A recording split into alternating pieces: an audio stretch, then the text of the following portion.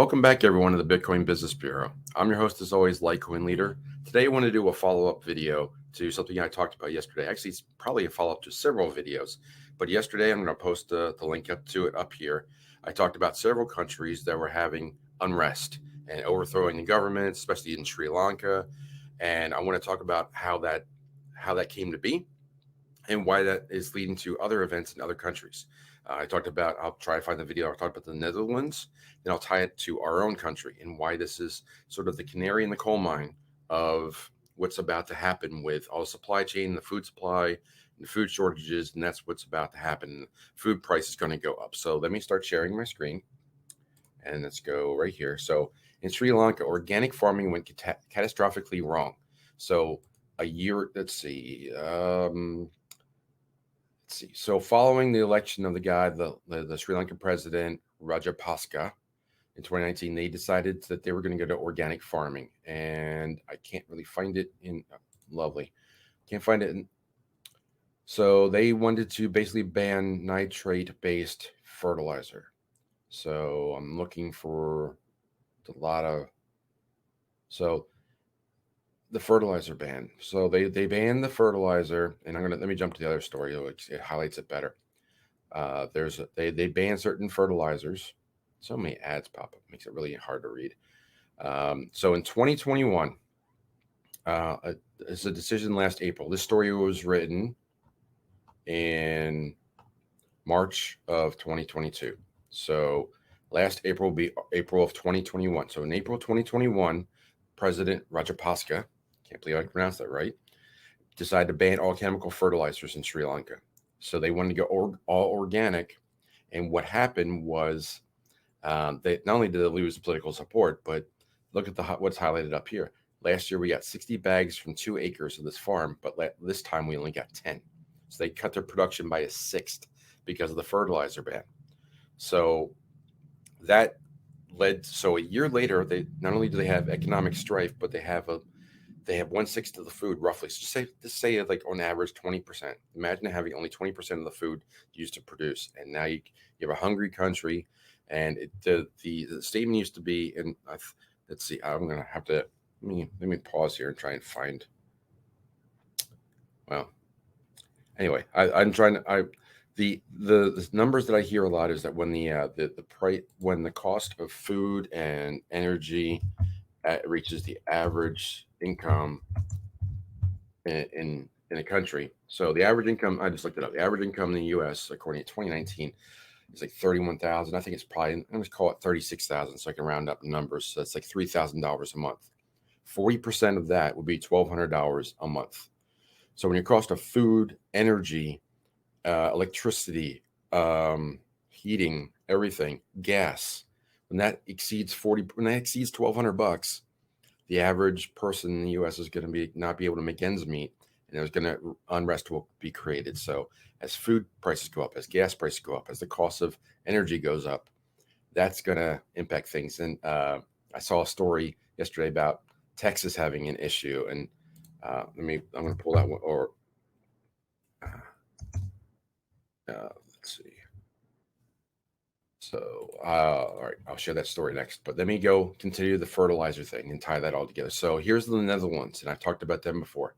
So the Netherlands, the farmers, you may have seen some videos of the farmers taking their heavy equipment, their big tractors, and driving down into the cities or driving on the highways just to show their dissatisfaction with political stories that they're doing right now about their nitrogen policy. Same thing that happened in Sri Lanka last year is now happening in the Netherlands. The Netherlands is one of the top 3 food producing and exporting countries in the world. So we've got issues in Sri Lanka that are there, just showing the example. Now you've got the Dutch are having an issue, and they can't yield their crops because they can't find the right fertilizer. They're getting much less yield on their farms. And then there's the strife that's going on in the Ukraine, and Ukraine is one of the top 10 producers of food and exporting, I believe it's wheat. So all these issues, and fertilizer too. So all these issues are going to be compounded to the United States and Europe as well. And let's just look at the stories. So the U.S. There's an executive order about supply chain and address fertilizer, but Russia's invasion of Ukraine has led to concerns of possible disruptions to supply of fertilizers. Many indications that the supply of some of the supply issues could persist into the end of 2022. That's probably the best case scenario. It may go longer than that. Fertilizer market turmoil with Russian ban. So you can see how all this ties get. U.S. curbs Russian access to foreign fertilizers. So you see how this is an issue, and this is where I put up the average U.S. This is from 2019, probably let's see, 2021 average income. Well, maybe it's higher than. So I'm not sure what the number is, but it's probably, we're getting closer and closer as prices are going up. That's the key takeaway.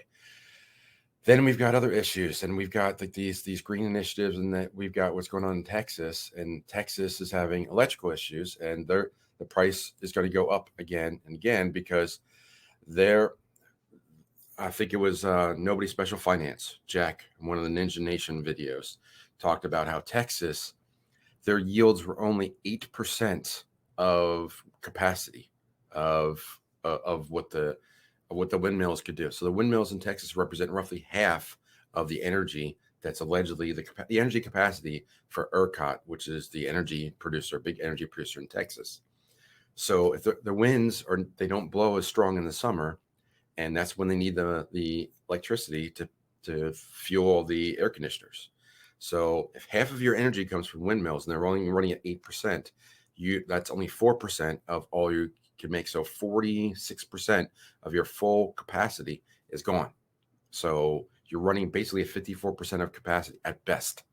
Not good. So let me drop out of here. I probably shared enough on the screen. So come back. So what's it all come mean for the U.S.? Now, coming back for the U.S., the imports are going to be a problem because the exporters, Ukraine, Netherlands, they're not going to be producing. They can barely handle their own countries. You can see what's happening in Sri Lanka. This is in just over 12 months. They went from this ban on certain kinds of fertilizers to complete unrest. They can't feed their own people, and they didn't have gas. Like a major mess in Sri Lanka, and they overthrew the government. The president had to leave the country. This could very well be happening in the Netherlands soon, and you see what's going on in Ukraine. All that impacts the United States and the fertilizer they can use for their own farm crops. So all comes back to the food chain and supply chain in the United States. We've got gas issues. We know that. We have energy issues now. We have food supply issues. All three major contributors to that 40% number I was talking about before. Not to scare people, I'm just trying to warn people what's to come. And we've got maybe, I don't know the runway. It's probably less than a year. It could be 3 months. It could be 6 months. I don't know.